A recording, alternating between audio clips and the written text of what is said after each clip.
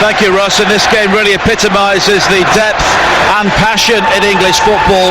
It may be the second tier, but there's a crowd in excess of 40,000 here at Villa Park today for the 121st Second City derby. Aston Villa, of course, for many years were able to look down their noses at Birmingham City, but it's Birmingham who are currently level on points with them, mid-table in the Championship. Villa have been forced into a managerial change earlier this season. Steve Bruce, who of course enjoyed such success in these sort of games for Birmingham City, he's departed. It's a Villa fan, Dean Smith, who is now in charge of Aston Villa, and that 3-0 win at Derby County before the international break maybe hinted at better things to come. Birmingham City have been in excellent form considering the problems they've been enduring off the field. A financial fair play investigation still hangs over them, but they've been developed into a very resilient unit under Gary Monk. But the lack of depth in their squad could be a problem the longer the season goes on. Here are the teams in full for Aston Villa. It's Nyland in goal, a back four of Hutton, Tuanzebe, Chester and Taylor, who is fit despite pulling out of the Wales squad due to injury during the international break. Hourihane comes in for Whelan in the one change, with Whelan replacing John McGinn. Then it's Jack Grealish behind Adoma, Abraham and Codger. For Birmingham City, it is Camp in goal, a back four of Collan, Morrison, Dean and Harding, Mahoney, Gardner, Kifton-Bell and Pedersen in midfield, with Adams and Jutkiewicz in attack, and 11 goals for the pair since the start of October. They really give Birmingham City a cutting edge which was lacking in the early weeks of the season. And Sean Derry, Villa should be the favourites, of course. They have home advantage, a massive crowd here today, but Birmingham City have consistently punched above their weight in the Championship this season. Absolutely, and there's two different styles as well. We'll see a Aston Villa team who's going to take control of possession for large periods of the game, but that won't worry Birmingham. You know, Birmingham are really capable of sitting in the zones, two banks of four, sucking up pressure and actually trying to destroy the opposition in transition. That's what we'll see today. I'm really looking forward to the wide areas. Villa have come with some fantastic wide players. There's a little hold up here to start with for the game. It's a wrong kick-off. Can you believe that? A game of this magnitude and the wrong kick-off. Fantastic. Well, that was like under-8 stuff. The Birmingham City players were inside the centre circle, so the referee, Robert Jones, will make Aston Villa get underway once again, and that just shows the eagerness of the Birmingham players to try and get on the ball and win it back. Aston Villa in their claret and blue shirts, white shorts and claret and blue socks, and it's Jack Grealish with the socks rolled down around his ankles who gets the game underway. The 121st Second City derby, and Birmingham City in their yellow shirts and blue shorts will be defending the goal away to our left in the first half, the north stand. They will be attacking the Holt end, which really looks terrific, absolutely packed out. The only empty seats in the stadium are the areas of no man's land around the Birmingham City fans. And now Kifton-Bell with a typical derby challenge within the opening 65 seconds, and he really cleaned out his man there, and Robert Jones has a big call to make within the opening minute. I hope you don't book him here. I really hope you don't book him, because this game is all about challenges like we've just seen. I don't think there was a desire for Kifton-Bell to hurt Jack Grealish. It was just he wanted to get close and actually stake a claim on the game. I really hope Rob Jones doesn't book Kifton. Well, this is a call which will set the tone for the rest of the game, really. Brilliant. And Kifton-Bell escapes a yellow card, and you can hear what the Villa crowd think of it, but he went right through the back of Jack Grealish, only 6 or 7 yards inside the Birmingham City half, and Glenn Whelan is over the free kick, and Grealish now looks at Kifton-Bell. And it's one of those hard stares, and then he shrugs his shoulders towards the referee, but Grealish very quickly back on the ball again. Now Tuanzebe wide towards the far side, and the shaven-headed Alan Hutton has been through a few of these games and also been involved in the Old Firm derby in the past. And now Abraham with an opportunity to break into the penalty area, but the adrenaline was pumping through that cross down the right-hand side, well over hit and behind for a goal kick. Doesn't matter how many games you've played in as a player, you know, when you're in this environment with this amount of people and the atmosphere that's been created, the nerves are just there. We've seen that with the false kick-off, with the tackle. Now Tammy Abraham's just made the wrong decision. It is going to take some time to settle down in a game, but it started off pretty vibrantly. 2.5 minutes played on TalkSport 2, the home of the EFL. Aston Villa 0, Birmingham City 0 in the second City derby. Both of these sides in mid-table at the moment, in 11th and 12th, only separated by goal difference. But a win today would put them up in the top 8 within 4 points of the top 6, which is now incredibly congested as Jutkiewicz heads on the edge of the penalty area. Adams will try and ride the challenge of Hutton, but in the end he fouls Hutton on the edge of the penalty area, and it will be a free kick for Aston Villa. It was goalless in the game at St Andrews last season, a really dour battle. That was a match in which Jonathan Kodjia received a serious injury which kept him out for much of the rest of the season. But Villa won here by 2-0. Adoma and Horahan scoring second half goals, and Villa have not lost any of the last 12 league meetings, 8 wins and 4 draws. Birmingham's last win came in what was a tempestuous League Cup semi-final back in December 2010 when Nikola Zigic scored the winning goal. Now Taylor, infield towards Whelan, driven back towards Taylor again, but it's gathered by Grealish down this near side. Villa attacking the north stand in the first half. Now Kodjia, who consistently operates down the left-hand side, plays it forward, it's given away, and then Adams, as he tries to control the high ball forward, uses his hand, and it will be a free kick to Villa just inside the Birmingham half. Yeah, just exactly what we spoke about prior to the game, Nigel. Villa spending a lot of time on the ball. Birmingham just happy just to sit in there, you know, defend from a midfield zone and a deep zone.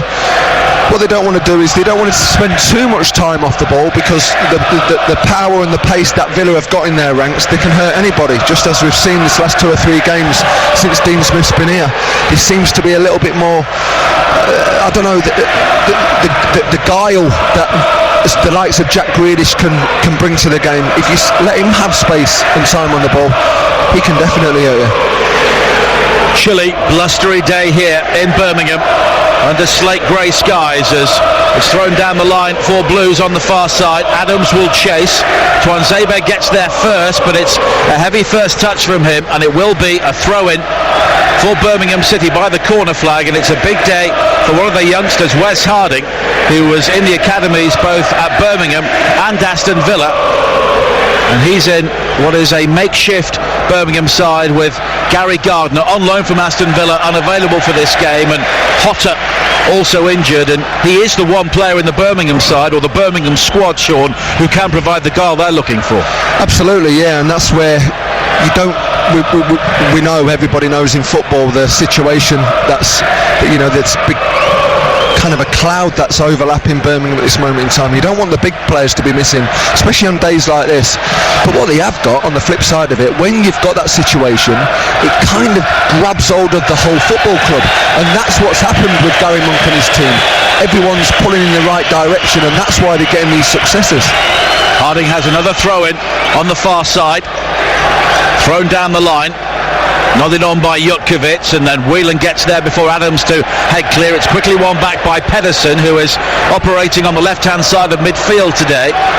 But Birmingham are quickly forced back to their own goal. Morrison, the captain, with a back pass to Lee Camp, who then clears long downfield right-footed. Jutkiewicz will be a real challenge for Tuanzebe today. Wins the header, and Gardner heads it forward. He wins it back in the midfield area, tries to transfer it wide to the right-hand side of Mahoney, but it's won back by Taylor and swirled forward by Gardner again, and Whelan, who was operating in a deeper area when Villa don't have the ball, manages to gather and clips it forward down the line left-hand side for Grealish. Further on towards Taylor, who carries the ball out of play, and that will be a throw-in to Birmingham City. And with 6 minutes played, it is typically frenetic in the second City derby, and we're still waiting for a game of football to break out. Yeah, it's just that early stages of a derby, which is just 100 mile an hour, but when it does settle down, it'll be intriguing to see the wide players for Villa, Adoma and Kodjia up against two two fullbacks, especially a young fullback in Wes Harding, more natural right-sider. Lovely ball forward now by Abraham. Here is Codger coming in field from the left-hand side onto his right foot.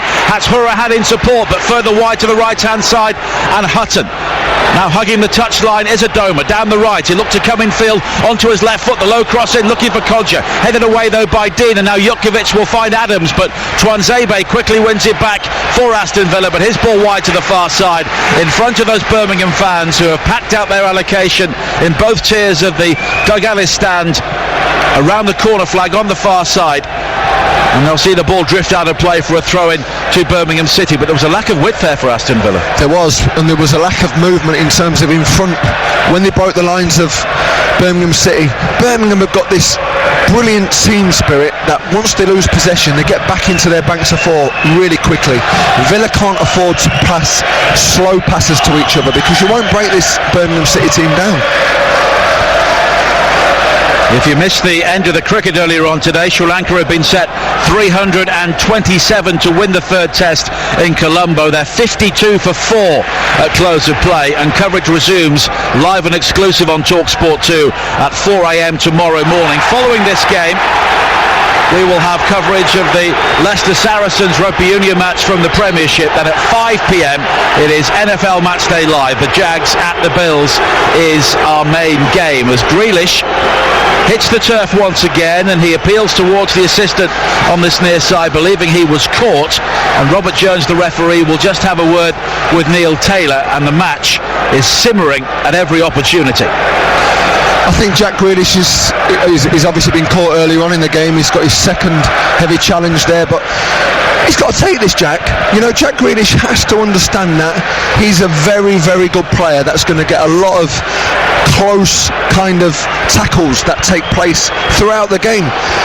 And Jack then, he took a liberty there because he was enticing the challenge. And when you entice a challenge, you're going to get one now and again. If you showboat, you'll get clapped. Of course, and that's what he's done. And the referee's not bowed to that at all. Chester plays it wide to this near side, and Taylor, and Collan tries to control but then just runs it out of play, and Villa quickly look to get moving again with Grealish. It was a short pass back towards Taylor, who was quickly challenged by Mahoney, and all Taylor can do is squirt the ball down the centre, and it's gathered by the veteran Lee Camp in the Birmingham City goal, who was keeping the youngster Connell Truman on the bench.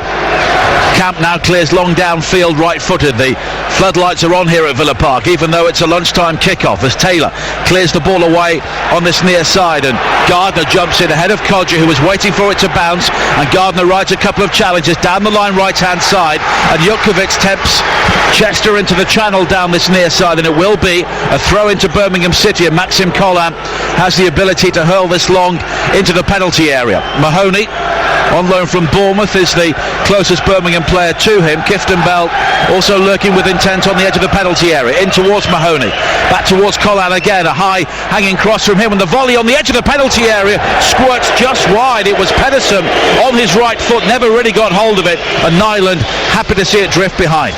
It was half a chance, it just fallen on perhaps to the wrong player there, Nigel. It was a hopeful ball onto the edge of the box. But what was interesting there was the two centre-halves for Villa. They were so occupied about the physicality that's up front for Birmingham, Adams and Jutkiewicz, who have started really well in these opening periods. I think there's a real challenge both for Tuanzebe and Chester today to real handle the physicality of Birmingham's forwards.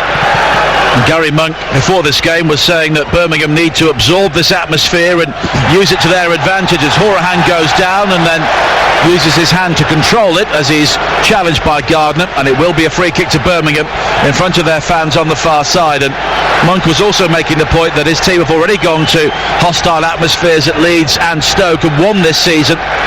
Their first league win came at Ellen Road following 8 matches without a victory at the start of the campaign, and you really feared for Birmingham because they were playing well and not winning, but rather than their performances dropping off and a prolonged losing streak, they turned things around very quickly. Absolutely, and Gary and his coaching staff last year, they was exceptional right at the very end, you know, culminating in them staying in the division, and they've kicked on.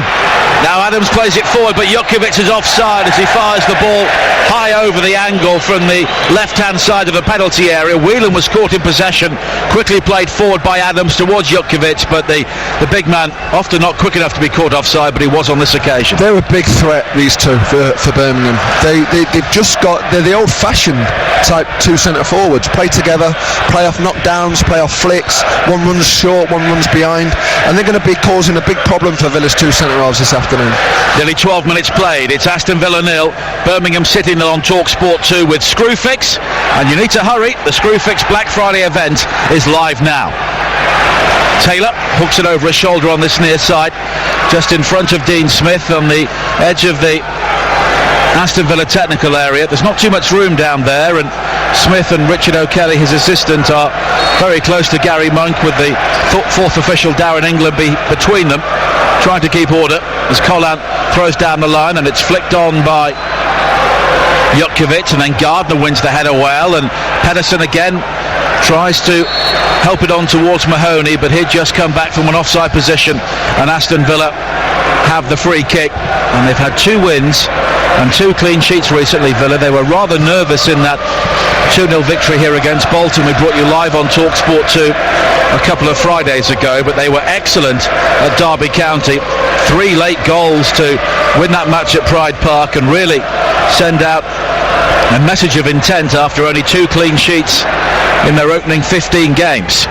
As Pedersen comes forward now for Birmingham, finds Adams on the edge of the penalty area. He's isolated. Tuanzebe comes in field, needs support, eventually finds it from Kieftenbeld, 25 yards out. Boos for him following his earlier challenge on Grealish. And now Mahoney beyond everybody, low cross in towards the near post, and it's scuffed behind by Glenn Whelan for the game's first corner to Birmingham City. Everything that we expect Birmingham City to be, of just what we've seen this last 30 seconds. Defending deep, breaking really quickly, getting the ball out wide. Mahoney absolutely had Taylor on toast there, just cut it right last minute from his left to right, put a good ball into the box, and this is where the dangerous set plays for Birmingham.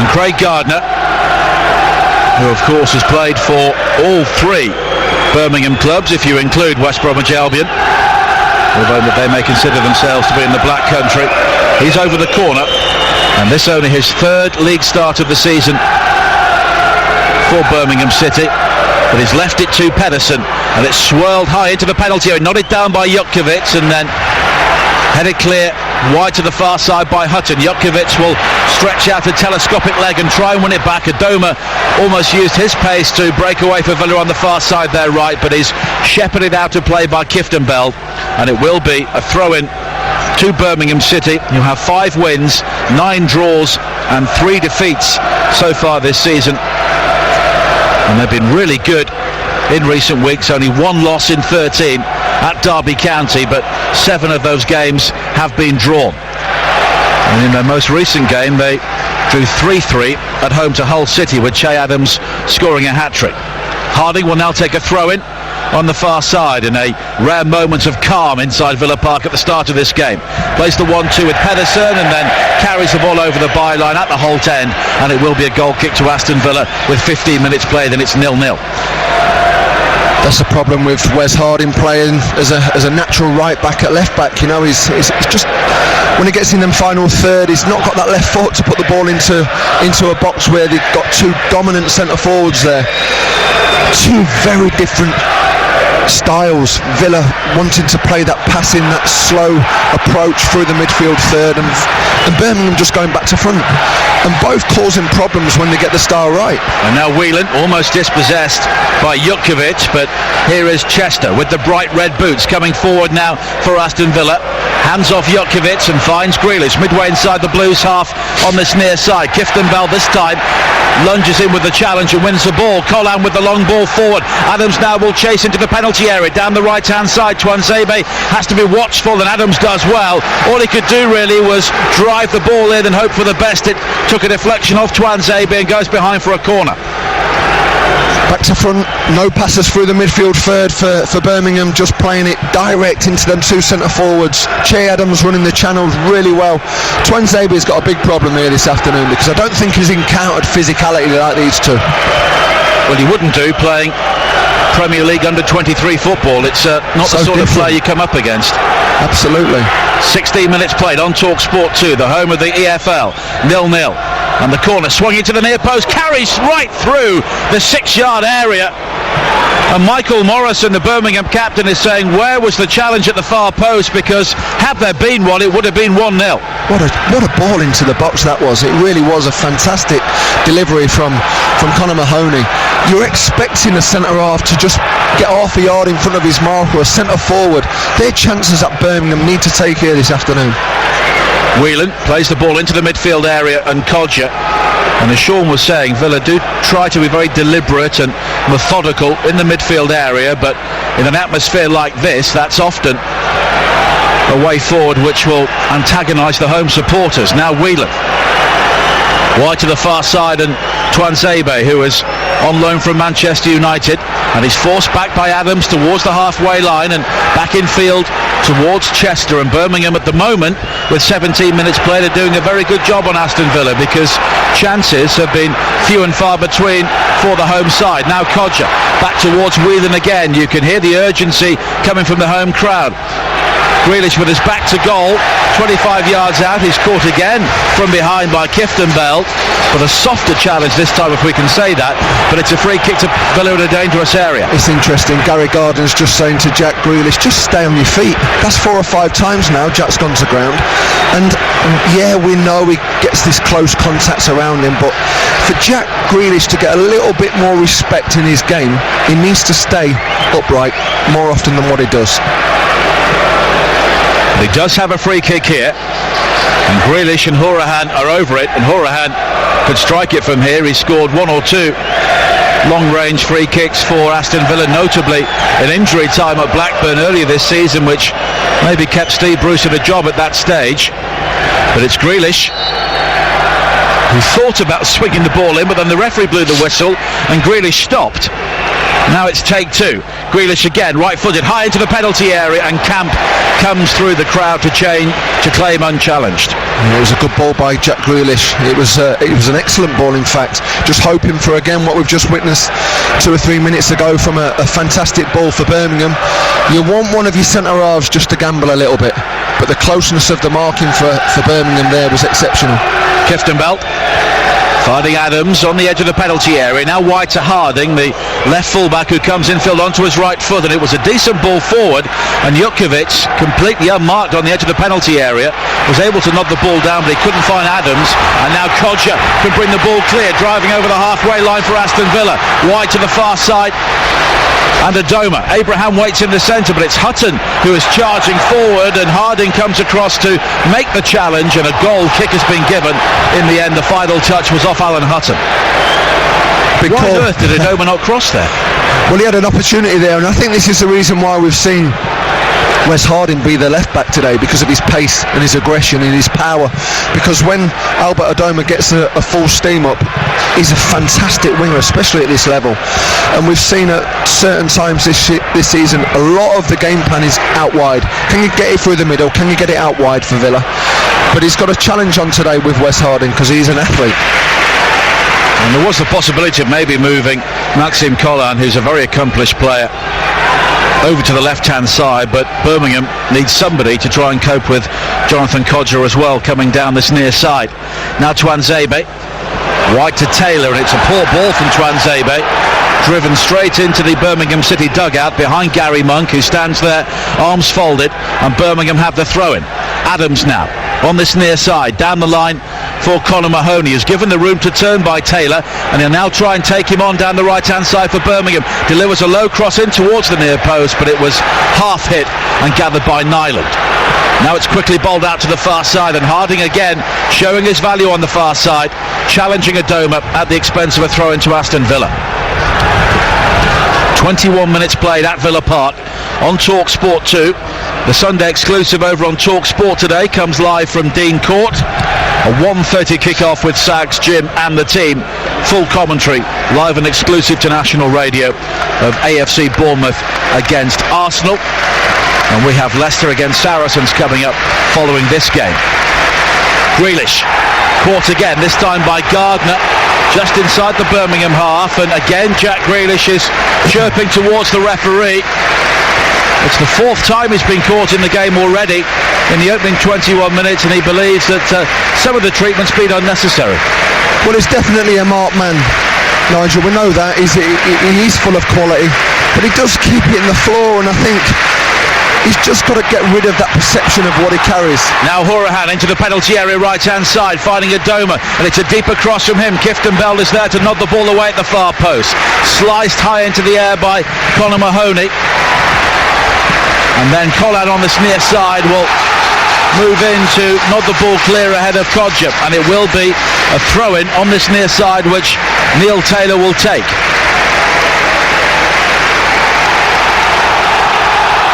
Kodja bobbing and weaving on the edge of the penalty area, receives the throw-in, but it's Jukovic coming back to try and clear, but it breaks to Hourahan in the midfield area.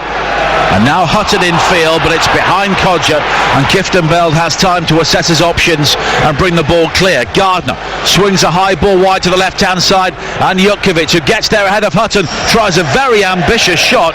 He did have Adams inside the penalty area. He was in behind Chester, but Jukovic went for goal, and it's some way wide. When you've got somebody like Gardner on the pitch who's got that ability just to lift his head and play a direct pass, full of quality, by the way. He doesn't just hook it into areas. He gets his head down and he finds these centre forwards really well. And what I like about him is he understands what this game means, and I know these Birmingham players will understand in their own way anyway, but because he's been at both clubs as well, it must be bizarre for him to play in it. Well, he scored in the game, the League Cup quarter-final, which turns out to be Birmingham's last win against Aston Villa back in 2010, and he scored for Birmingham, and of course has since moved on to Aston Villa, been at Sunderland as well. And now back at Birmingham City, but playing in only his second game since a red card against Middlesbrough in August. Now Kieftenbeld, wide to the far side, and Hutton coming in field to pick out Hourahan. Hourahan lifts his head up and tries to find Taylor now with a good ball in behind Mahoney down the Villa left-hand side. The cross towards the near post is headed away by Morrison, and then there's a foul by Chester on Adams midway inside the Birmingham half, and Blues have a free kick with nearly 24 minutes played on TalkSport 2, and I think Gary Monk will be very happy with the start his team have made. I think he will. You're right, he's stood there at the minute. He seems pretty relaxed. He's patrolling his technical area just by giving a little bits of information, but Villa have not broke them down. Yes, they've spent time on the ball, but they've never had that 1v1 in wide areas. They've not put a lot of balls into the box. The defenders haven't needed to defend the 6-yard box for definite, and they've actually, if you could say, they've had the better of chances in this opening period. And Dean Smith looks on as Birmingham look to break. Tuanzebe heading a Pedersen ball back towards his own goal, and Nyland got there before Adams, and the Norwegian quickly bowls it out to the far side of Adoma. Infield to Hourahan. Birmingham just sitting off for a second as Hourahan finds Grealish. Grealish given the room to turn. Taylor to his left, but he goes infield to find Kodja. And then back to Hourahan, who was challenged by Jukovic. Jukovic won the ball, but Hourahan has come away from that challenge, clutching the side of his head. Now Adoma. Infield towards Abraham, who is allowed to spin and find Kodja, who is now popping up in a central area with Abraham drifting away to the right-hand side. So too is Adoma. A test now for Harding as Adoma comes infield, high cross into the penalty area, and it was clipped straight into the arms of Lee Camp. Must be very frustrating at times when you're a Villa fan, knowing that you've got this amount of quality on the pitch. And I've watched them a number of times over this last year, and this is what I've seen Aston Villa being. They've been a team that spend a lot of time in possession, but don't use it effectively as often as perhaps they should with the quality of the players that they've got at their disposal. Birmingham concede a free kick midway inside their own half, and Dean Smith was saying before this game that they can't be obsessed with just beating Birmingham. They've got to be obsessed with winning every game, and it's a very busy spell coming up for Villa with Forest here on Wednesday live on TalkSport 2 with Dance and the team, followed by two very tough away games, both live on TalkSport 2 as well, at Middlesbrough and West Bromwich Albion. Now Adams finding Gardner midway inside the Villa half. Harding coming in field again, but he showed far too much of that to Hurahan, but it breaks kindly for Blues. Back to Gardner, but then they almost give the ball away, and Codger just unable to track a ball which bobbled wide to this near side, and it's out for a throw into Birmingham. But the home crowd appreciating one or two challenges in the midfield area, because so far it's Birmingham who have maybe shaded that due to pure endeavour. Absolutely, they are a very big physical team, and they make no apologies for playing that way. You know, it's served them well over the course of this start of the season. Jutkiewicz wins it back from Grealish, but Twanzebe is there to tidy up for Aston Villa, and finding Orjan Nyland once again. It's Aston Villa 0, Birmingham City 0 on TalkSport 2 with Screwfix. Proud partners of the EFL. Search Screwfix Black Friday or visit your local store today. Adams coming forward now for Birmingham City down the right hand side beyond Chester. Chester makes the challenge, and it's behind for another Blues corner. Came from James Chester there, just lifted his head, didn't have the options in front of him, and he stumbled on the ball, and it's the pressure from these forward two for Birmingham. Che Adams had a head of steam. To be fair, Chester recovered really well there, Nigel, but it's ended up with another corner, and we've seen the delivery that Mahoney's got, and like I said prior to the last corner, these are chances for Birmingham. 11 goals between Jutkiewicz and Adams since the start of October for Birmingham City. Mahoney's corner again, high to the far post. Jutkiewicz is there, and Birmingham City have scored, and the big man does it again for the Blues.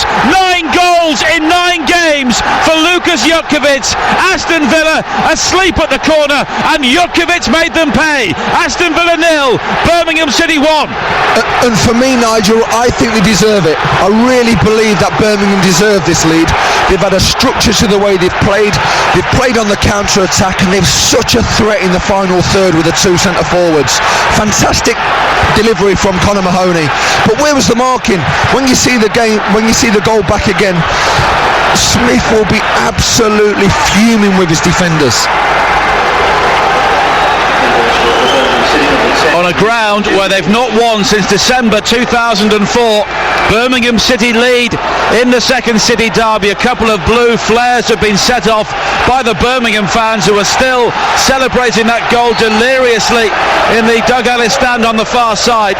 And Aston Villa now have a problem to solve against a side who have not given away too many leads recently. They now trail by a goal to 0. And Grealish has been penalised for a free kick straight after the kick-off, and Jack Grealish, a player who's maybe just had an attack of the red mist in the last couple of moments.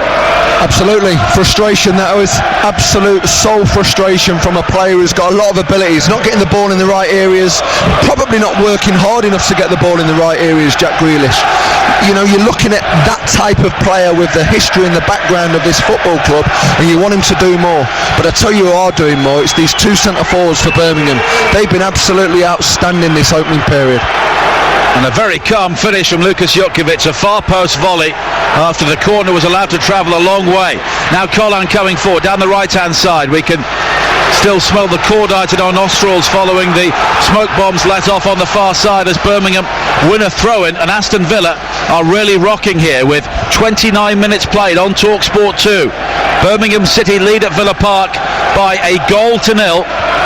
And Aston Villa's long unbeaten run in second City's derbies is now in peril as Nyland clears downfield onto the chest of Kieftenbeld, and here is Grealish. And we know that Villa have undoubted quality in so many areas, but at the moment they're rather playing the occasion rather than the game. They are, and if you look at the Villa team, yeah, people would argue that technically they've got better players than Birmingham. But Birmingham have come here with an unbelievable heart and a desire to shut the opposition down. Hutton coming forward now, down the right-hand side, skips away from Pedersen, a stub cross into the penalty area, missed by Morrison, cleared as far as Hutton, who missed kicks on the edge of the penalty area. Hurahan with a shot, and it's blocked on the edge of the box, and a Birmingham player has gone down. It was Harley Dean. I think he was caught there in the lower abdomen as a low ball's played in by Taylor again, and it's hooked clear by Taylor. Now wide to the far side again. Taylor finding Grealish on the left for Aston Villa. A good ball from Grealish down the line, looking for Neil Taylor, but it's Colin who covers, and for the first time in a long time the Aston Villa crowd are back in the game. They need this moment. They need to have a shot on target, a cross into an area to keep these Villa fans on their side. Now Codger, challenged by Adams, it breaks to Whelan. Square again towards Alan Hutton. Adoma, left-footed, playing on the right-hand side. Taking on Wes Harding, who was also right-footed, playing on the left-hand side, as the ball is now gathered by Hourahan, and the cross is swung way too high, and it's a goal kick, and Birmingham City will just release the pressure valve at this moment. Absolutely, and they can take a breather now. Birmingham fully deserve their opening goal. Terrible defending. Just watch the replay there. I think it's gone through the legs of Tammy Abraham on the line, but it was the lack of marking. We know that Birmingham carry this aggression into the final third, and you know, as a Villa player as well, you don't want to be giving cheap set plays away, and it came from James Chester. He was just ampling on the ball, looking for that perfect pass. You're not going to get that this afternoon. This isn't the type of occasion where you're going to have it your own way for Aston Villa. Well, Birmingham have given up 13 points from winning positions, so all is not lost for Aston Villa. A team who've coughed up a number of points as well from a similar sort of situation. And Villa have won a free kick, and Dean Smith, who lost 2 of his first 3 games in charge before those back-to-back wins against Bolton and Derby, and they were magnificent in the second half at Pride Park. They drew the sting of a very talented Derby team and scored 3 late goals. Of course, John McGinn stooping to head in the first of those, and they are missing him here today. Hourahan now pings a long ball forward, and once again it's overhit, and you can hear what the Villa crowd think of it. I was just about to say, there's certain players that, you know, they just need to lift their game at this moment in time for Villa. Hourahan actually being one of them. You know, he's given 2 or 3 key balls away in this middle third, and it's too easy to defend when you're playing 60-yard balls in behind a back four that's so capable of defending in their own zones. Adams doing well to win it. Now the blonde-haired Pedersen, and it's on towards Jutkiewicz, and here is Adams, who is onside for Birmingham, down the left-hand side, twisting and turning a low cross into the penalty area, and it goes behind, and it's another Birmingham corner, and Gary Monk's team are dominant at the moment in this game. They are, and they're playing on the 2 fragile centre-halves at this minute. Twanzebe and James Chester look like they can't handle the 2 centre-forwards for Birmingham in Adams and Jutkiewicz, and it's again one of them decisions where you're playing too short, too early, and it's ended up with another set play. Great delivery that Birmingham have got. Gardner going over to take it, getting a lot of stick as well. Yeah. They don't seem to be remembering the fact that he once wore claret and blue, or maybe that's the reason for the stick. Anyway, Craig Gardner will take the corner on the left-hand side. An in-swinger, right-footed, into the heart of the penalty area. Good leap away, though, to clear from Hutton. Now Collan, 25 yards out, wide to the far side of Mahoney. Another dangerous cross in. Twanzebe clears under pressure from Jutkiewicz. It's still not away, and then it's Kodja who clears as far as Kieftenbeld, fires it through the crowd. A couple of ricochets and an overhead kick from Hutton to scramble it clear on the far side, and Aston Villa there all over the place. They're absolutely so fragile. Every time the ball goes into the 18-yard box, you think they're going to score, Birmingham. They just can't defend at this minute.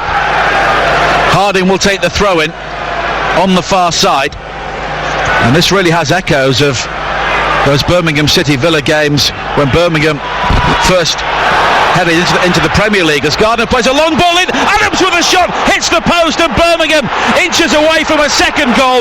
It was swung into the penalty area. Adams and Jutkiewicz both unmarked, and Adams struck the outside of the woodwork.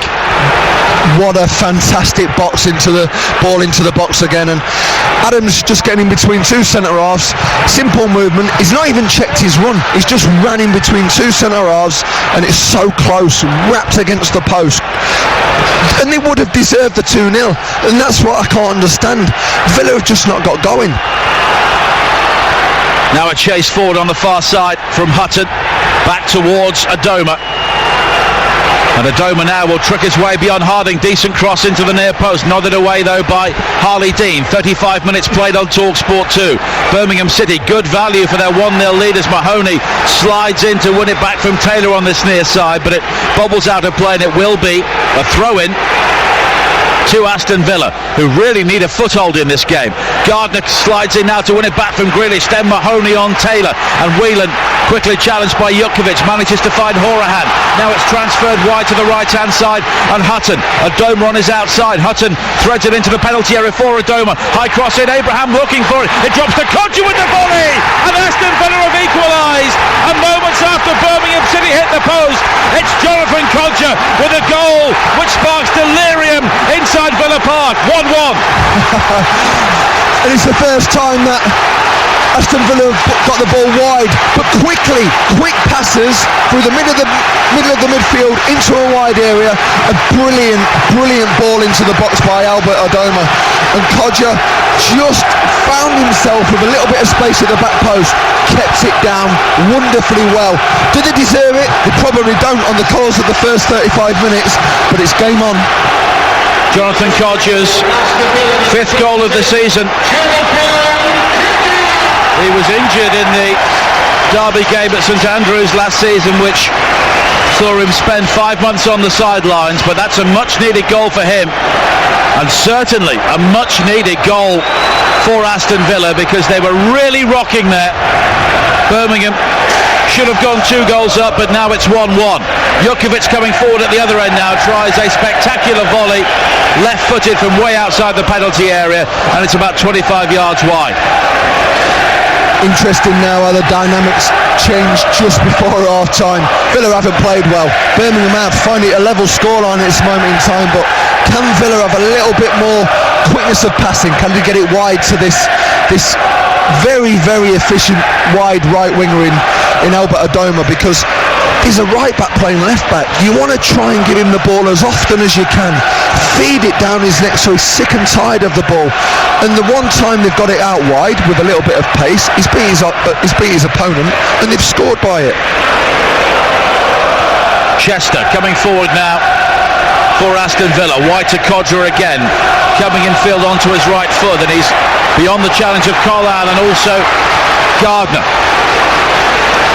And some claret smoke bombs. Well, that's off on the aftermath of that goal. A high cross in, looking for Grealish, and Grealish has scored, and Aston Villa have 2 goals in 2 minutes.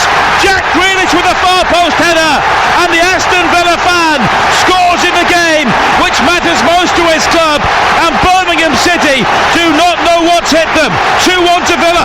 Can you believe this? How the tables turn, it's just incredible. The same person once again, out wide into the right side of the pitch, and Grealish is just peeled into the back post, and the one person who you don't expect to get his head on it is Jack Grealish, and he's got this goal, this vital goal for Aston Villa. It's an incredible game. Well, Jack Grealish with an expansive celebration, sliding on his knees in front of the Trinity Road stand here. We can still see 2 huge smears on the playing surface, and there are more smoke bombs let off now. It's a brilliant celebration, by the way, literally right underneath us, and that's why we love football, for times like that. And does Jack Grealish deserve his goal? Probably not, because of his antics in the first 30 minutes, but he's loved here. He's absolutely adored from these faithful. Aston Villa 2, Birmingham City 1. 5 minutes to play in the first half at Villa Park, and Birmingham will look back on that chance for Che Adams, hitting the post at 1-0 up. 2 goals in 2 minutes from Kodja and Grealish. Grealish's 2nd goal of the season. But Birmingham have won a corner again on this near side, from the same side which produced the opening goal from Jutkiewicz. Mahoney will take the corner again, swung high towards the near post. This time it's headed clear by Hutton, gathered by Adams. Adams has been cleaned out by Adoma on the far side, and Adoma will be the first player booked in the game, and it's a free kick to Birmingham, better than a corner down the left. And after the earlier challenges on Grealish, it's Adoma who gets the first yellow card. And Dean Smith's going absolutely mental at the fourth official. He really is. He's saying exactly what you've just said. He's not made the challenge, Adoma has, but it's caused his team a problem here for the final 5 minutes. He needs to get in as quickly as Birmingham needs to get into the half-time team talk. So does Dean Smith, because it doesn't replicate the scoreline this opening first 40 minutes. 4 minutes to play in the first half. It's been a sulphurous second city derby so far. Aston Villa coming from behind to lead by 2-1. Gardner has a free kick though for Birmingham, 5 yards outside the penalty area, wide down their left hand side. Dean and Pedersen are both forward along with the captain Morrison. Mahoney waits on the left corner of the box, but surely Gardner will deliver this ball where Villa have been vulnerable so far in the game. 2 men in the Villa wall at the Holt end, and it's Gardner who whips it in. Nyland has lost it, and he was very fortunate that it skipped away from Jutkiewicz 6 yards out, and Villa will look to break now. Whelan tries to release Adoma as the sun comes out here at Villa Park. Watery winter sunshine overhead as Aston Villa don't make the most of the breakaway, and Nyland's handling there will be something which Birmingham will notice we head towards half time. Well, it was an orthodox save, it really was. It was a great delivery once again. Been brilliant set plays for Birmingham, absolutely wonderful. And there is this fragility in the back line for Aston Villa, and that's what Gary Monk will be saying at half time. Test them, keep testing them, keep putting the ball into the box. Now Whelan coming forward. Villa leading by 2-1 on TalkSport 2. Leicester against Saracens coming up following this game, and then NFL Matchday Live at 5. The Jags heading to the Bills today. Commentary on that and all the other points as they go over or in. As Adoma comes forward now.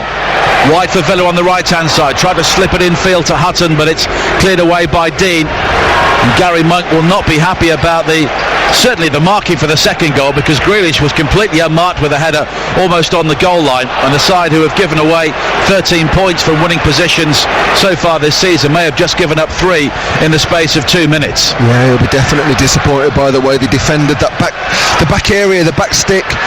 Again, knowing that they've got capable crossers of the ball for Aston Villa, so when you know that, you need to pick up in the box. And that's what they didn't do. Abraham has been caught by Dean. Villa take a quick free kick, but it's straight to Collan, but his ball forward was straight to Chester, and Villa will regather. Now Grealish again, found by Wheeler midway inside the Birmingham half. It was the right sort of ball because Abraham was on the shoulder of Dean, but just overhit, and it's gathered by Lee Camp. And for the first goal as well, the cross was in the air for a long time before it fell to Codge, and I think a Birmingham player maybe got a touch. It was Morrison, but didn't really deal with it. It was actually, I'm not too sure if Maxime Collin got caught underneath the ball. Grealish, fouled by Gardner, midway inside the Villa half, and the Villa crowd in the lower tier of the Trinity Road stand all on their feet, fingers pointed and worse towards Craig Gardner, but Villa have a free kick here in the final seconds of the opening 45 minutes. Aston Villa coming from behind to lead by 2-1. Lucas Jutkiewicz with the first goal for Birmingham, but then Jonathan Codger quickly followed by Jack Grealish for the home side. Hourahan is over the free kick. A normal service has been resumed in second city derbies. Birmingham not enjoying a win in the league since March 2005, when Emil Heskey and Julian Gray scored in a 2-0 victory. Now Hutton goes beyond Jutkiewicz and has support from Whelan, and Adoma finds Hutton once again as they look to work the angle. Adoma with a dash into the penalty area, and then Codger with a complete miss kick, which almost turned out to be a good ball for Abraham inside the area, and we're into 2 minutes of added time at the end of the first half here.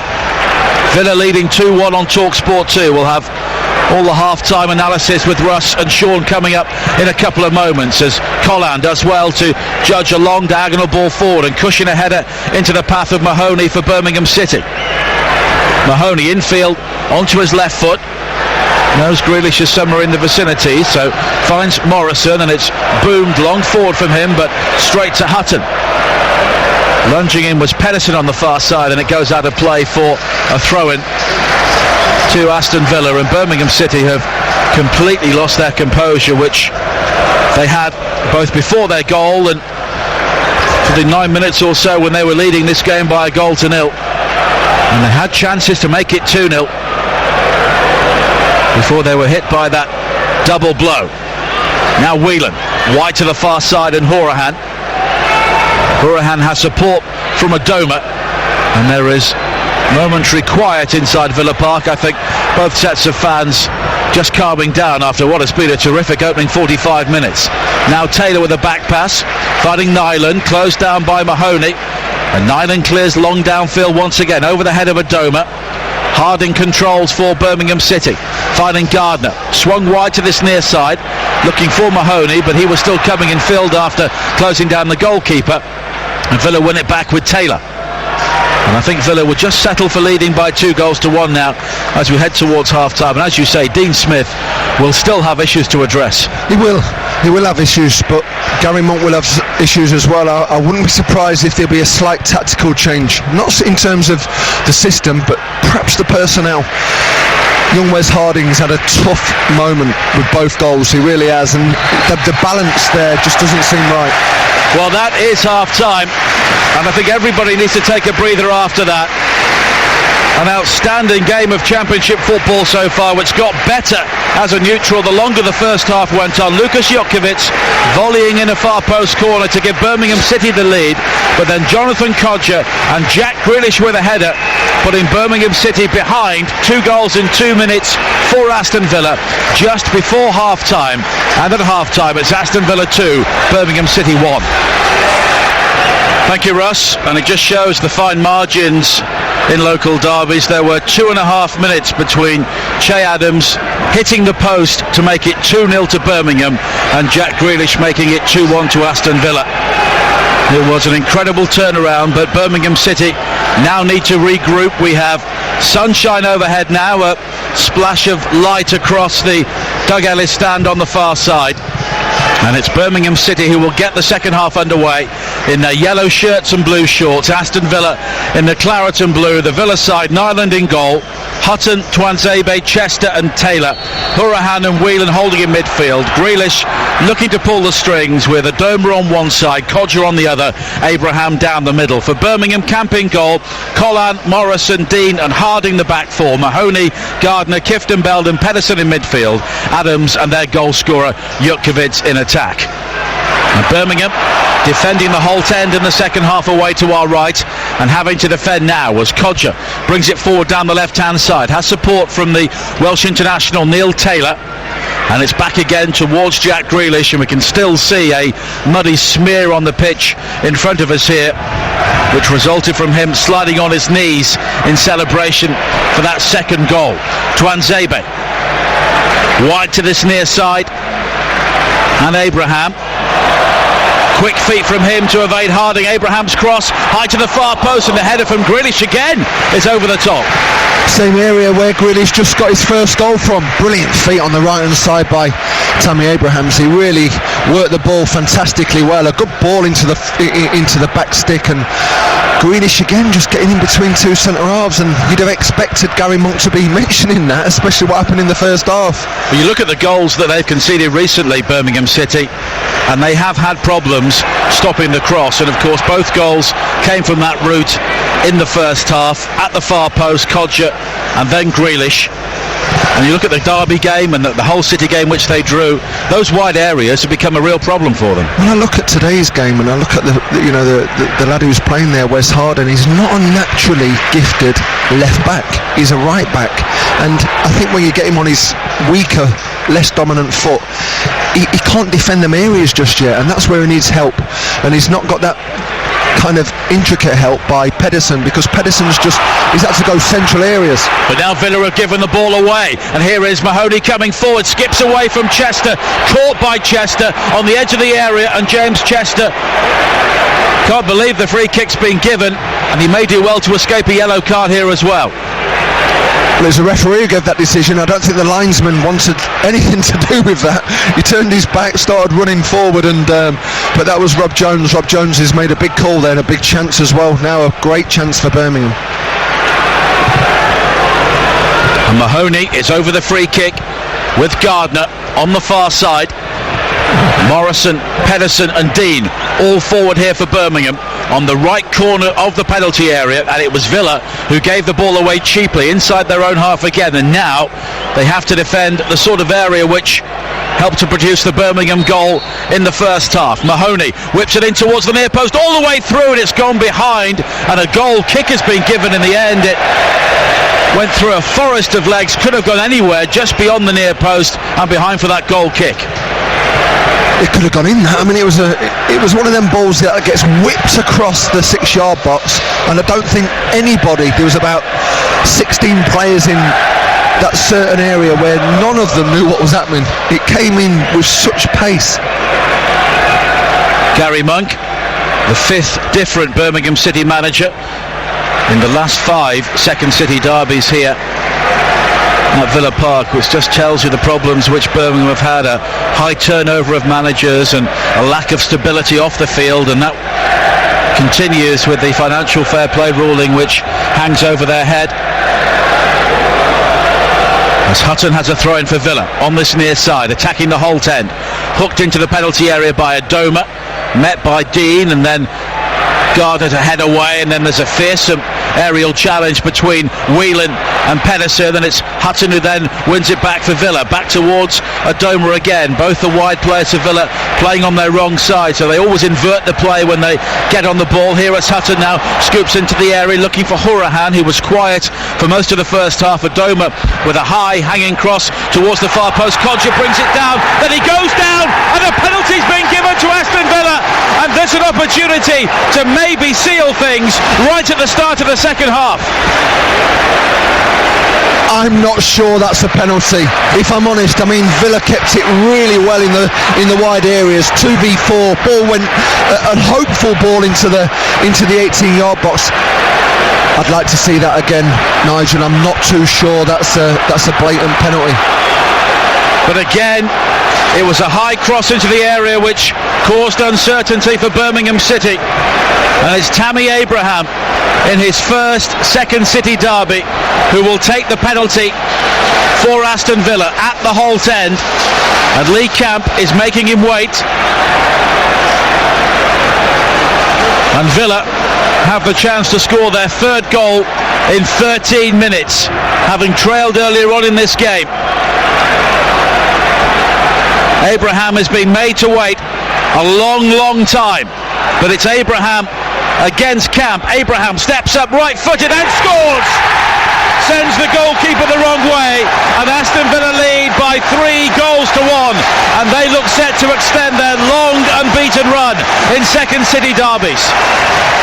Brilliant penalty, absolutely brilliant penalty. A penalty that's been scored by a young player who's in high form and high confidence. So disappointing to concede like that as a Birmingham City player. I mean, 2-3 minutes after the start of the second half, you just want to grab hold of the second half and stay in it. To give that third goal away as early as they've done, they'll be kicking themselves. And Abraham still celebrating with Grealish. And the body language of the Birmingham City players at the moment is not good. Craig Gardner trying to raise them, but they will look back on turning points in this game, and Che Adams hitting the post from such close range will go down as that, because had they led 2-0 things could have been very different. You've seen a replay on the penalty, what do you think? I have, I've just seen it again. Obviously having the capability of seeing the replay helps your decision, and he's made the right call, the referee Rob Jones there. He's seen a pull on a shirt, and listen, he probably hit the floor easily, but he's definitely felt pulling on his shirt, and you see them given week in, week out. Now Whelan coming forward now, fighting Grealish on the left-hand side for Villa, who lead the second city derby by 3 goals to 1, having trailed 8 minutes before half-time. Now Whelan once again, and this will result, if it stays like this, which will put Villa 8th in the table, 4 points adrift of the playoff places, and they have such a big run of games coming up.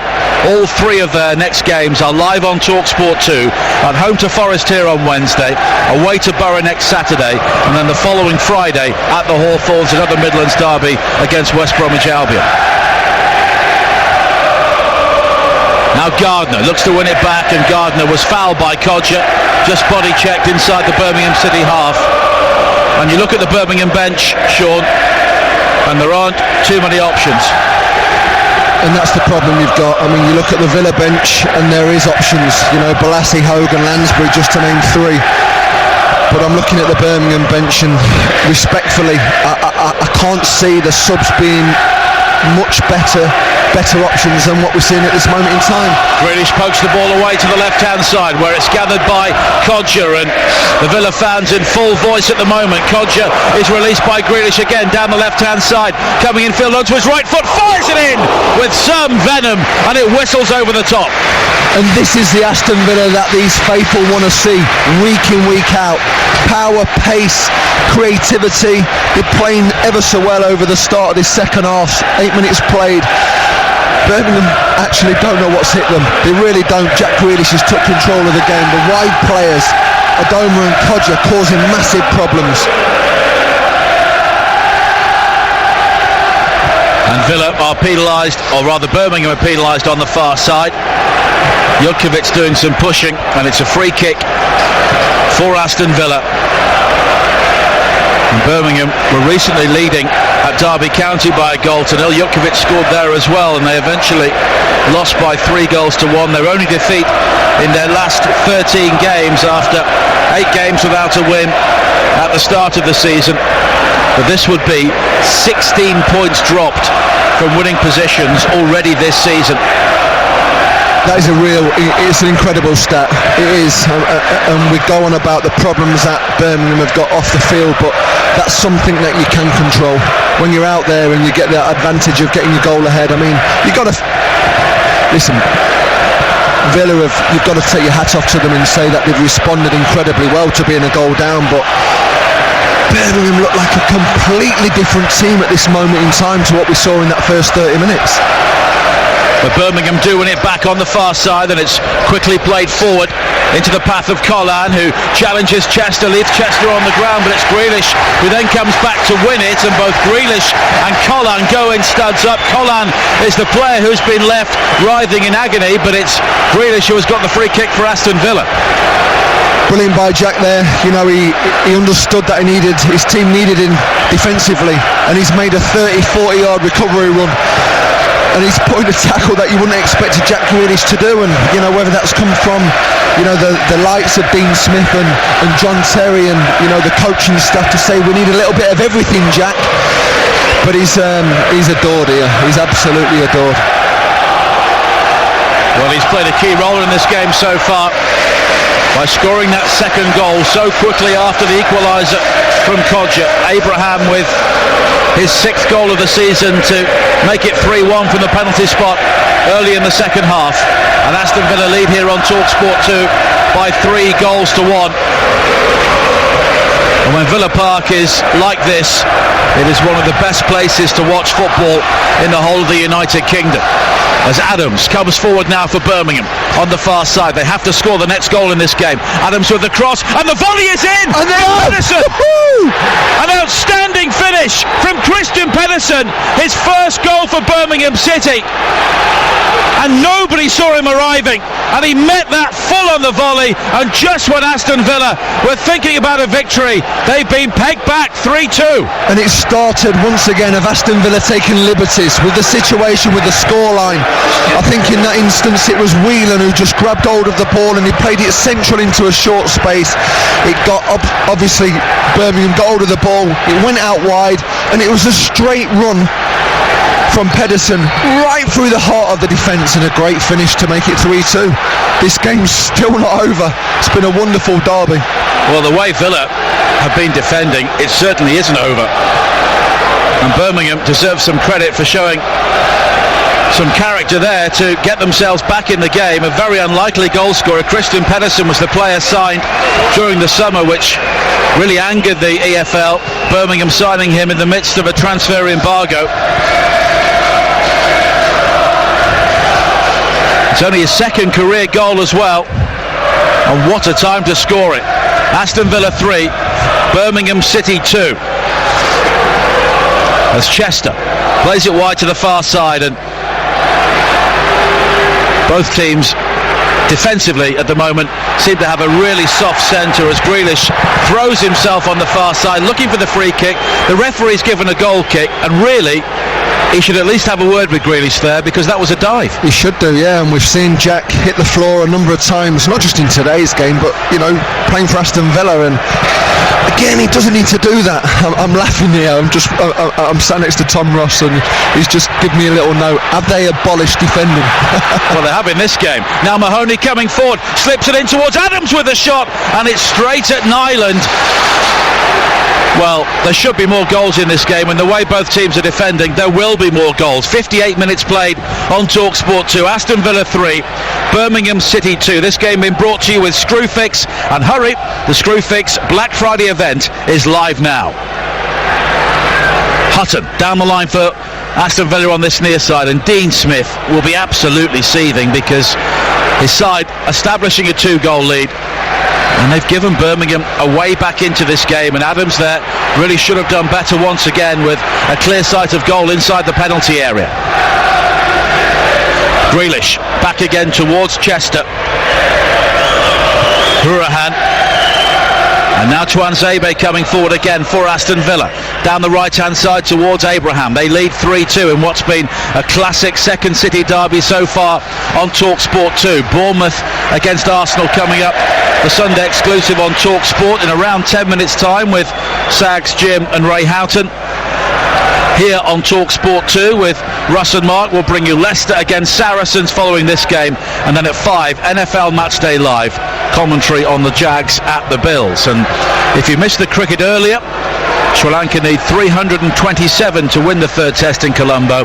They are currently 52 for 4. Our live and exclusive coverage resumes on TalkSport 2 at 4 a.m. tomorrow. Just seeing Jax Magoma just warming up just in front of us now. We'll wonder if Gary Monk will be saying to his staff, shall we go for it? Shall we go for the, for the win rather than the draw? Because this fragility is here. Both sides, they've shown it. They've shown it from start to finish, and I can't see it changing between now and the end of this game. And with Magoma coming on, he might just be going for that third goal for Birmingham, because this isn't over yet. Definitely not. Villa were solid last season, but the reason for that is currently sat in their technical area, John Terry. Yeah, and that's the problem. I'm yet to see this young Tuanzebe prove to me that he can be a very capable player at this level. Gardner's won the ball back from Hourahan, and now Pedersen fighting Gardner again, and it's swept wide towards the right-hand side, and Mahoney, who can break into the penalty area beyond Taylor, and Mahoney skims across in, which almost found Jutkiewicz, wasn't too far away from the crossbar. And again, Birmingham City cutting apart the Aston Villa defence far too easily. Well, Mahoney's got the beating of his full-back Taylor. On the other side of the pitch, you've got Adoma's got the beating of Wes Harding. The two centre forwards for Birmingham, they're beating their centre halves up. It's unbelievable in the final third. It really is. It seems to be you have an attack, we have an attack, and there's going to be half a chance. And Villa rather dallying on the ball inside their own half here. Grealish clips it forward towards Whelan, who was quickly challenged by Jutkiewicz, and it's won back by Pedersen, and Adams was almost in there before Whelan won it back, and Hourahan now will try and bring the ball forward for Villa, but his ball wide to the left-hand side looking for Adoma is cut out by Harding. Neither side can maintain possession at the moment. Gardner's given it straight to Hourahan. Down the line now for Adoma, and sliding in was Harding, who took absolutely everything there, and the free kick has been given to Aston Villa, and it's a yellow card for Wes Harding, and the free kick to their wide on the right-hand side. The game's stretched. It's stretched. You're playing over about 70 yards now from one defence line to the opposition's defence line. Somebody somewhere's got to grab hold of this game, because it's not over yet. I mean, we've got half an hour to play. You don't need to be that exposed in terms of the way that you set up. Well, John Terry deep in conversation with Dean Smith at the moment, and they've sent out a couple of replacements to warm up. One of them is Henry Lansbury, and maybe Villa needs somebody to just try and hold the ball in the midfield area and give them some quality going further forward. And Balassi is also warming up as well, because I know Lansbury's had terrible injury problems at Villa really ever since he joined, but he could get on the ball and give them some control. He could, obviously, and I think the flip side, Magoma warming up, we've just seen a yellow card there from young Wes Harding, and won't be surprised if Pedersen drops into left back and perhaps Magoma comes up into that final position on the left wing. I mean, there's all sorts of different options that especially Villa have got, not so much Birmingham but definitely Villa. 62 minutes played on TalkSport 2, Aston Villa 3, Birmingham City 2 the scoreline, and there was still some treatment here for Albert Adoma following that heavy challenge from Wes Harding, which led to the yellow card, and Adoma is being treated with a good deal of care here by the Villa medical team, and the next member of that is currently heading out towards this near side, maybe to help Adoma off, and Balassi may have to come on very quickly here. Yeah, it was a real heavy challenge. I think it was an honest challenge. I think it was, we've seen the aggressiveness that Wes Harding's got in his game, and I don't think it was a sinister challenge, but it's one that's looks to have finished Adoma's game, and that's a big loss for Villa, because he's been very good today. And we saw the reducer from Kiftambell on Grealish in the opening minute of the game, and the referee chose not to show a yellow card then, but has he been inconsistent by showing yellow cards for challenges like that? We see it week in, week out, at different levels. It's that inconsistency that drives you mad as a manager.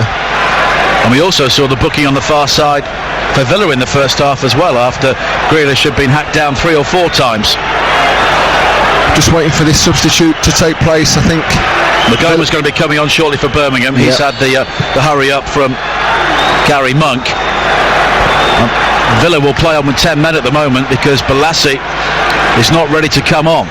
Hourahan swings in the free kick, and he was going for goal, and it's tipped away superbly by Camp. Very good save, finding its way into that top left-hand corner. A wonderful delivery once again. I don't think he's gone for the cross, he's gone for the shot. It's a brilliant save by Camp, that.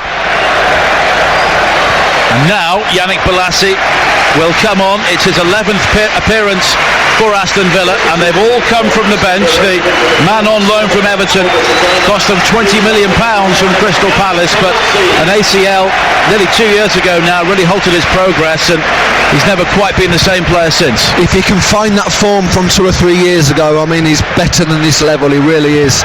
I love seeing Yannick Balassi when he's in full flow, full form.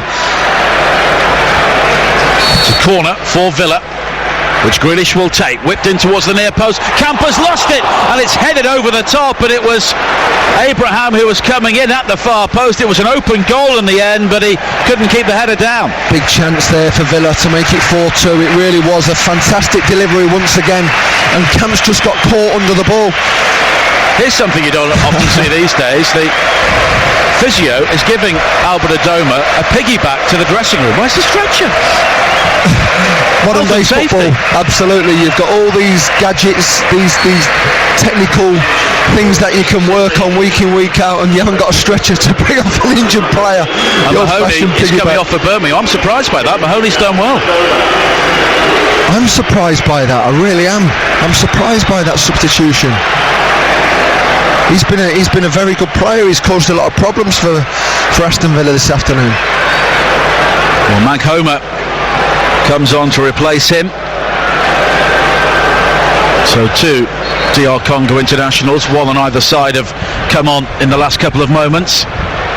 66 minutes played, 3-2 to Aston Villa, but this game is not over yet by a long way.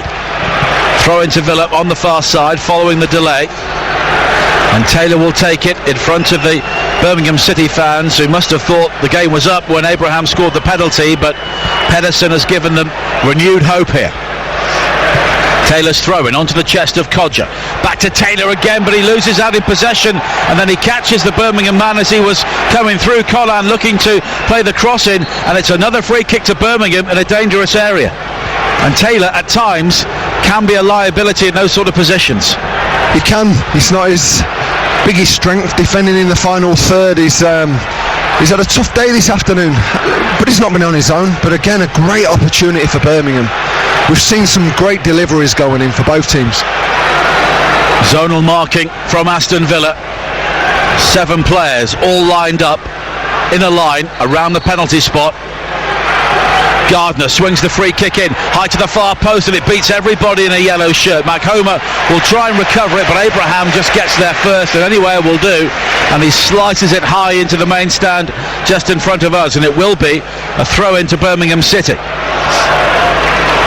And Pedersen will take it, and the ball boy just takes his time there, and there's an exaggerated display of innocence from him as Pedersen snatches the ball back from him. Pedersen with the throw-in, looking for Maghoma.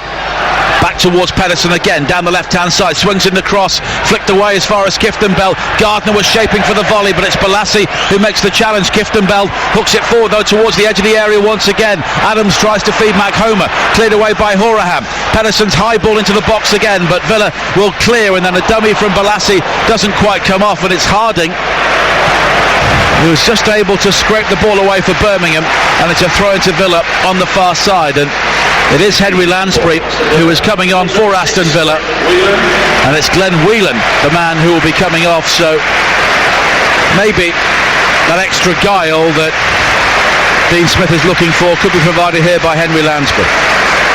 Yeah, interesting, the last 2 substitutions, especially the Birmingham one. There's a big change in their system. Wes Harding's now gone to right back, Pedersen's dropped into left back, Maxime Collins pushed into a right-sided midfield position, and that leaves Maghoma out on the left. So a big change for Birmingham, and just the one change now for Villa, or the 2 changes for Villa. Balassi going on for Adoma with his injury, and this is an interesting one. I like to see Lansbury on the pitch. I think he's a very, very intelligent footballer. And it's his first league appearance of the season. Of course, he's had terrible injury problems. He's been here for nearly 2 years since moving from Forest, but has never really had a sustained run in the team. Grealish now brings it forward for Villa, wide towards the left-hand side, and the high-stepping Balassi. His cross in, though, is a very deep one, but Hutton arrives, nods it back in field. It's blocked by Pedersen, and Pedersen has the presence of mind just to knock the ball off a Villa player who has now gone down. I think it's Abraham inside the penalty area, and a free kick has been given, or rather a goal kick has been given to Birmingham City. Yeah, it seems like quite a innocuous challenge there by Abrahams. He's on the floor and seems to be writhing in a lot of pain. Be a big loss if he comes off. Well, Villa have already made 2 changes. They still have the potential for Scott Hogan on the bench, of course, a player who is well known to Dean Smith following their time together at Brentford, and it's Hogan who is warming up in front of us at the moment as we tick into the final 20 minutes here. 41,200 is the crowd here today at Villa Park. Not quite the biggest of the season. They had around 100 more for the home debut for Dean Smith against Swansea City, but when this ground is full, as it nearly is today, it really is a cathedral of English football. And Abraham, I think, may have done his hamstring possibly as he's limping across towards this near side, clutching the back of his left leg. Yeah, well, we've got Scott Hogan warming up in front of us, hoping for a chance to get on the pitch. We know he's not hit top form whilst he's moved to Aston Villa, but he is a goal scorer. And Hogan had a very good goal scoring record at Brentford under Dean Smith between his injuries before moving to Villa for £9 million, but it's a move so far which has just not worked out for him. Blue skies overhead now as Birmingham City gather on the halfway line with Morrison. 19 minutes to play on TalkSport 2. 3-2 to Aston Villa. Jutkovic beaten to it in the air by Twanzebe. Headed back in field by Collan, but then cleared by Houriham up to the halfway line. Abraham looks to be okay now, and it's quickly transferred towards the left. And Balassi, Kodja is now playing on the right-hand side, which may suit him, but Birmingham do a good job of first winning the ball back and then winning a throw-in, which will be taken by Wes Harding. Really interesting final 20-25 minutes taking place now. Just been a little lull in the game for the substitutions, but Birmingham need to come out and get this third goal. Lansbury with the ball over the top towards the left-hand side, and sprinting forward is Abraham, and he gets there before Morrison. Backheels the ball in field between Morrison's legs, but Morrison is able to recover and clear. Hourihan's header is then into the midfield area looking for Grealish, who is caught by Collan, and it will be a free kick to Aston Villa with 17 and a half minutes to play. You're listening to Aston Villa 3, Birmingham City 2 on TalkSport 2 with Screwfix, proud partners of the EFL. Search Screwfix Black Friday or visit your local store today. Lansbury has been caught on this near side by Harley Dean, and it will be a free kick to Aston Villa. And they've done well to restrict the Birmingham chances since that second goal. The shot from Che Adams, probably the only real opportunity. Absolutely, and I think with this substitution with Henry Lansbury being on the pitch suggests that Dean Smith's going to go for the fourth goal, because he's not a holding midfielder. He doesn't sit in the defensive kind of position with Conor Hourihan. He's more of a number 8, more of a number 10. He's flits in behind the two centre forwards normally, but it's intriguing, these substitutions that have took place. It's through a different kind of outlook on the final 20 minutes. Well, Villa fans often felt that they were unduly cautious under Steve Bruce, and this is not a cautious formation now. Oh, absolutely not. Blassie on the pitch, Kodja, Lansbury, Grealish, Abraham, it's fantastic. Hourihan's free kick driven in and straight into the breadbasket of Lee Camp. Another great ball. Great deliveries we've seen this afternoon. Top quality deliveries from both teams. But Birmingham will believe they will still get opportunities here with 16 minutes to play in the Second City derby on TalkSport 2. Leicester against Saracens coming up following us, then NFL Matchday Live as Adams does well to keep the ball in play on the far side. Chester are given the ball up, and it's a throw-in to Aston Villa by their own corner flag in front of those Birmingham fans, which Neil Taylor will take, and he's been ushered back by the referee towards the corner flag on the far side. And Villa here need to get the ball away from their goal, because at times they have looked very vulnerable. Hogan has sat down following his earlier warm-up, and now Gardner finding Jutkiewicz on the right corner of the penalty area. Back to Kieftenbeld, square to the left-hand side, and Pedersen, who scored the second goal. Now across the field towards the right, and Harding with a high ball in, looking for Jutkiewicz, who manages to nod the ball down, but Hourihan was there to pick up the pieces for Aston Villa, and Taylor will clear long downfield up towards the halfway line. Now Balassi with a ball across the field, which Pedersen does well to cut out, but he only finds Hutton, and Hutton now can charge forward beyond Gardner, and Mac Homer into the penalty area. It's still Alan Hutton! Oh! Alan Hutton with a goal for the ages for Aston Villa. Such a rare goal scorer, but when he scores, they are nothing less than spectacular. A 75-yard run and a curling finish beyond Lee Camp, and Alan Hutton, of all people, has decided this game. Aston Villa 4, Birmingham City 2. What a fantastic run by Alan Hutton there. He took on about 6 or 7 players, dropped his shoulder right at the very last minute and curled it right in between the far post and Lee Camp's body. It was a wonderful, wonderful run, and it would have been befitting of any one of the 6 or 7 attacking players of Aston Villa, but you won't see a better goal than that today. Well, Alan Hutton has only scored 3 times in 7 years for Aston Villa, and 2 of them have come this season. It was a spectacular goal against Hull City in the opening match of the season, but that really tops it. The audacity of a fullback to run that late. I think he got so far and then realised he couldn't really do anything else rather than carry on. Well, Nigel, he had 4 or 5 different Villa options in front of him, and he thought, no, I'm going to do this myself. And he's reaping the rewards now, the adulation that he's getting from this faithful. I think he needs the iron lung. El Mohammadi is coming on, and it's Lansbury who is coming off. He's obviously got a big problem, Lansbury there. Such a shame. He's only been on the pitch shame. 5 minutes and he looks absolutely gutted. And Craig Gardner also comes off. He gets the reaction from the Villa supporters, and it's Charlie Lakin who comes on, the teenager who made his league debut this season. And Aston Villa lead by 4 goals to 2 with 13 minutes to play on TalkSport 2. Now Harding trying to come forward. He's quickly challenged though, and he knocks it out of play, and 1 or 2 Birmingham fans now beginning to leave because they can't see a way back into this game. I think they've got a difficulty now, I really do. I mean, we've seen the subs that have come on, and respectfully to the subs that they brought on, again, we mentioned earlier on, did it make them better? Probably not, and that just goes to show the lack of depth in this Birmingham City team. Tuanzebe.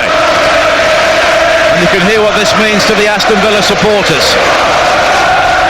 Tuanzebe now charging forward, looking for Hutton again. Maghoma.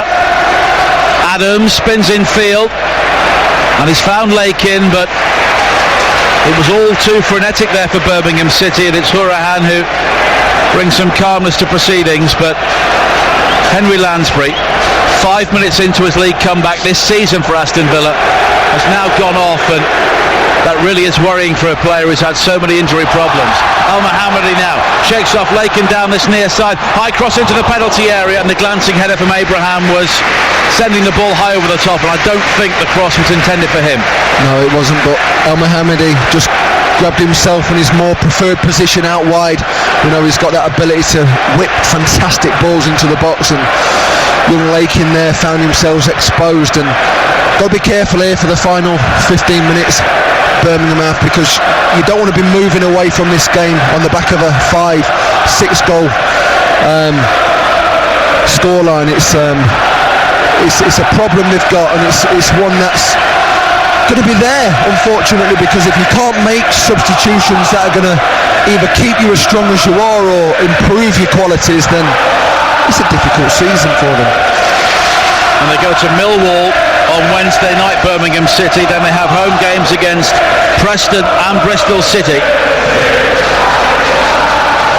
And they're a team who have done okay. This will only be their 4th defeat of the season, but they've drawn so many games and left so many points out on the field. And another 3 have gone from a winning position here today, having taken the lead. But when a fullback who scored twice in 7 years does that to you, you maybe know it's not going to be your day. Absolutely. And what they have done as well, and fair credit to Gary Monk and his team, they've left every ounce of honesty on this field. They really have. Now Kodja breaking forward, gets a ricochet on the edge of the penalty area, and it may go all the way through for him, but it's Harding to the rescue for Birmingham, because it skipped away from Dean and Camp, the goalkeeper, who was committed on the edge of the penalty area. Kodja looks set to run the ball into an empty net, but Harding got there just in time. But here is Grealish coming forward now for Villa. Back towards Hourihane once again, swung wide to Balassi down the left-hand side, but Harding, who's looked much more comfortable playing down the right, comes in to win it back for Birmingham, and they have a throw-in. 10 minutes to play on TalkSport 2. Aston Villa 4, Birmingham City 2 in the second City derby. Birmingham heading for 13 games without a win in league games between these two, and that's a run stretching back to March of 2005. Taylor's ball down the line for Villa. On their left is ricocheted off Adams, and it will be a throw-in for Birmingham City on halfway. And the crowd of over 41,000 have really enjoyed this, or certainly the Claret and Blue numbers have, but Birmingham will look back on that chance, hitting the post. 1-0 up, Che Adams, really should have scored, because, and if he'd left it, Jukovic had a tap into an empty net for 2-0. You always look back as a manager, as a player, at pivotal moments, and that was the standout one for us this afternoon. If that had gone in, it would have really changed the whole course of this game, but it didn't. It hit the woodwork, and Villa went on and scored, I think, 5 or 6 minutes later. Well, within 2.5 minutes they were 2-1. That was 2.5 minutes, and the whole game's changed just on that one chance that wasn't took. Nyland now clears out to this near side for Villa. Tuanzebe pressurised by Adams, and the route back to his goal was cut off by Jutkiewicz, but he finds Hourihane, and a shimmy from the Irishman picks out Alan Hutton, and his goal will be talked about for years. Hourihane back towards Nyland again, and the Olays coming from the Villa crowd now. Very few in claret and blue are leaving this game early. Grealish back towards Hourihane, and this will really hurt Birmingham City on and off the field, as Aston Villa rather arrogantly just knocked the ball around. All the Olays, an individual pass to a teammate, and Birmingham here being given a real chasing. And it's no surprise that Jack Grealish is heavily involved. I'm just waiting for the first challenge. Yes. It's coming. You can absolutely guarantee it's going to be. Grealish. Of course it will, yeah. Jack's trying to get himself involved in all these passes. Hourihane looking for Hutton, and then it's out to play, and the crowd boo with 7.5 minutes to play. Leicester against Saracens coming up on TalkSport 2 at 3 o'clock. They're underway over on TalkSport, the Sunday exclusive. Bournemouth against Arsenal, NFL Matchday Live at 5 on TalkSport 2. The Jags heading to the Bills, and at 4 a.m. tomorrow on TalkSport 2 our live and exclusive coverage of the third test in Colombo resumes. Sri Lanka are 52 for 4, requiring 327 to prevent England whitewashing the series 3-0. But we have seen a more expansive Aston Villa here today compared to many games under Steve Bruce, but that also creates issues of their own, and maybe against a better side, a top 6 side, they could have lost this game. They could have, absolutely. One with a little bit more quality, perhaps in the midfield third as well. That's where this game's been won and lost for me today. Pedersen coming forward now for Birmingham. Lakin tries to play him in down the left-hand side, but sliding in to intercept was Grealish, and Birmingham have a throw-in. Now Dean in towards Maghoma. Kieftenbeld, Lakin, a ball round the corner, almost hit Grealish, does find Dean. Dean threads it through again, and it comes to Lakin. It may open up for them. It's Jutkiewicz, but he can't get his feet in order inside the penalty area, and it ricochets away. Harding now with a great cross into the penalty area at speed down the right, but it's gathered by Nyland. Chance, big chance, it really was. Some fantastic one-touch passing right on the edge of the Villa 18-yard box, and Lakin just slid a ball into Jutkiewicz, and I don't think he was anticipating it, and it was a laboured finish, but it was a chance for the big man there to really cause this last 7 or 8 minutes to be really interesting. Just over 5 minutes to play, plus added time, and there will be plenty of that on TalkSport 2. Aston Villa 4, Birmingham City 2. On the home of the EFL as Kodja spins and comes away with the ball on the near side. Now Al-Mohammadi with a chance to cross, and the early cross in is glanced clear by Morrison. Balassi will try and recover with the help of Taylor on the far side, the left. Taylor comes in field, one fullback has scored, now another one may fancy an opportunity, but his cross in the end is blocked by Morrison. It's behind for a corner. Yeah, they've really dominated this past 10 or 15 minutes, Villa. They really have. The full-backs are getting high and advanced, and the wingers are rotating from out to in, and it looks like a typical Dean Smith team now. It really does. His stamp's there to be seen for Aston Villa, and I feel sorry for Gary Monk, because his team look all over the place at the minute. Grealish will take the corner in front of a bouncing Holt end away to the right-hand side. Swung high in towards the 6-yard box, and Pedersen will rise to glance the ball away, and it's another corner for Villa. We'll be round the grounds on TalkSport 2. A busy night in the Championship on Tuesday, and then the commentary game here on Wednesday is Villa against Forest with Dance and the team. And that becomes a very big game now, with Aston Villa closing in on the top 6, and as Fulham showed last season, you can make a run. If you get on the run, you can do anything in this league. Well, you can, especially with fans like this behind them. This becomes a fortress when it gets going. If you can get some strong performances. Hourihane's corner, gathered unchallenged by Camp. And we have 3.5 minutes to play. 4-2 to Aston Villa, and Camp's goal kick is overhit all the way through to Oyen Nyland at the other end, and I don't think Birmingham have tested him enough, because under a high ball in recent weeks he has looked suspect. Absolutely, and they'll rue the chances this afternoon, Birmingham. They really will. They had moments of this game where, you know, it could have been slightly different, with a bit more quality. That's probably been lacking out of these yellow shirts.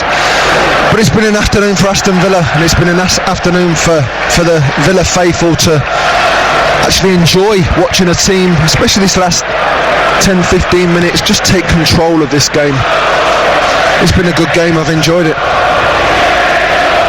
Taylor takes a throw in on the far side. Now Balassi early on looking for Abraham, but it's overhit and it's gathered by Camp. 2.5 minutes to play in the sunshine. 4-2 to Aston Villa. Twanzebe with a header down for El Mohammadi, and the Egyptian picks out Kodja.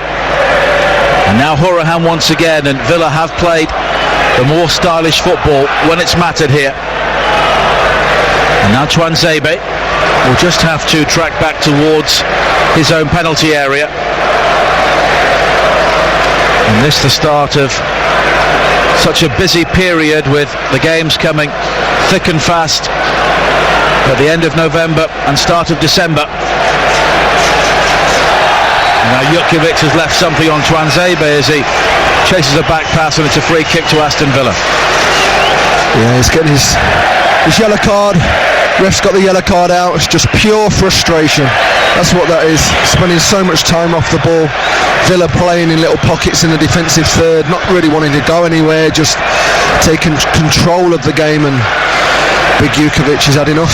He's put his elbow into the side of Twanzebe, and he's got his yellow card. And it will be a concern for Gary Monk, the goals they've conceded, and Jutkiewicz is coming off now. I think Gary Monk is taking him off before things get worse, and it's Birmingham-born Omar Bogle on loan from Cardiff who will come on. Yeah, Jutkiewicz has run his race today. He really has. He's had his chances. He's caused problems at certain times, but it's been a largely frustrating afternoon for them. Not got that delivery into the box that he craves on. It's been a lack of quality at times. And there was a very long line of stewards and police gathering around the Birmingham fans on the far side, in particular the corner of the North Stand and the Doug Ellis stand, where we have Villa and Birmingham fans in fairly close proximity. As it's thrown long down the line on this near side by Dean, and now Mike Homer back towards Morrison. Harding is streaking forward down the right hand side, and Morrison will try and pick him out, and Morrison does find Harding. Taylor makes the challenge. Harding eventually loses out, and now he could be in trouble because Grealish is coming forward, and Grealish has been caught by Kieftenbeld, and the game ends as it started. And Kieftenbeld, will he be shown the yellow card this time? It was a challenge which sent Grealish cartwheeling up into the air, and I don't think the Dutchman will escape this time. No, he took a pretty heavy knock there, Jack Grealish. He really got himself in full flow, and naturally, just with the way that he moves his body, moves around players. And Kieftenbeld, again it's frustration. That's all it is. I don't think there's anything more than that in the game. You know, Villa know that they've won this. They've won this game, and Birmingham know they've got to look forward very quickly. We're into 5 minutes of added time at the end of this game, and 1 or 2 Villa fans are beginning to leave early. As Hutton comes forward down the right. Abraham came short. Hutton, though, plays it longer, looking for Kodja, and he's done well to hook the ball into the penalty area, Kodja, but Camp was there to gather for Birmingham City. And Gary Monk's team look like a side who know that things have slipped away. Bogle challenging in the air with Chester, and Birmingham, do they have the throw-in or the free kick on the far side? It's a throw-in given in the end, taken by Harding. Collan He'll try and deliver across, and he's gone beyond Grealish. Grealish is back with him. Bogle also involved. Bell with a high hanging ball into the area, nodded clear by Hutton. Now El Mohammadi, closed down by Lakin. El Mohammadi's done well though to find Abraham, and it's on again towards El Mohammadi, and Villa work their way out of trouble very neatly there before Lakin steps in, and it's a throw into Villa, and Dean Smith applauds. Absolutely right as well. Brilliant play from Tammy Abrahams and El Mohammadi. Just rather than just whack it upfield 60-70 yards, they played a lot of small passes in between each other and got themselves out of the difficulty. Got some good players, Villa. And it's all about getting the right blend. As Makoma comes forward now for Birmingham, and he was caught by El Mohammadi. It will be a Blues free kick. And everybody will go forward here, and everybody bar Kodja will head back for Aston Villa. We played 2 of the 5 added minutes. Pedersen's free kick high into the penalty area. Nyland comes, and this time he claims with no trouble at all. I don't get that. I honestly don't get that. I mean, it was a free kick from a decent position. We've seen some good quality deliveries into the box, but they've rushed it, and that would be the one and only time that we could realistically see an opportunity for Birmingham, and they've wasted it. Now the space and time for El Mohammadi down the right hand side. Doesn't really look like a player who's heading towards the penalty area. Instead he goes back in field to find Horahan. Villa will head up to 8th position following this win, and they'll be 4 points behind Derby County, who are currently occupying the final playoff place, and they've got a big game here on Wednesday against Forest, who are currently 7th, and that's live here on TalkSport 2. Now Balassi infield towards Chester. Chester though didn't see the challenge coming from Collan. Adams now coming forward for Birmingham, and he poked it into the area beyond Bogle, and Che Adams has not got the details right today. No, he hasn't. He's had a frustrating afternoon. He's caused his problems with his physicality, but it's been that little touch, that little technique around the box that's just been lacking in Che Adams' game. But he'll be a big player for them for the rest of the season. You know, they've been waiting on him, and he can cause problems, but it's not his day today, along with his teammates. And Isaac Vassell is also working his way back to full fitness after over a year out due to injury. He could be a big player as well, as Hutton slides in and catches Maghoma, and the free kick has been given to Birmingham City inside the centre circle, and Hutton and Dean then exchange words, and there's a few words between Dean Smith and Gary Monk, who were once teammates at Sheffield Wednesday back in the day, and Darren England, the 4th official, is the middleman, very much the middleman. I think what Gary Monk's saying there is, how's that not a free kick? You know, he's gone in recklessly, Alan Hutton, and it doesn't matter that the game's dead, and you know, and it's ended a Villa win. That's a booking, and it's the inconsistency that drives you mad. Camp with a free kick high into the area. Hutton rises to clear. Bell will fire a cross in, which will squirt off Grealish and go behind for a corner to Birmingham City right at the end of this game, and there are large patches of empty seats in the away end now, but there is applause for the youngster Charlie Lakin, for the Birmingham fans still in the stadium, as he goes across to take this corner. Swung in by Lakin, beyond Morrison. Dean rising for it. It bobs high in the air, and Bogle beaten to it by the goalkeeper Nyland, and that's it. It's a victory for Aston Villa, and a very significant victory as well for Dean Smith in his first Second City derby as manager. Birmingham City throw away a winning position once again, taking the lead in this game, when they were swept away by 3 goals either side of half-time. They were given hope by Christian Pedersen, but then Alan Hutton with a goal which will be talked about for many, many years in these parts. Full time, Aston Villa 4, Birmingham City 2.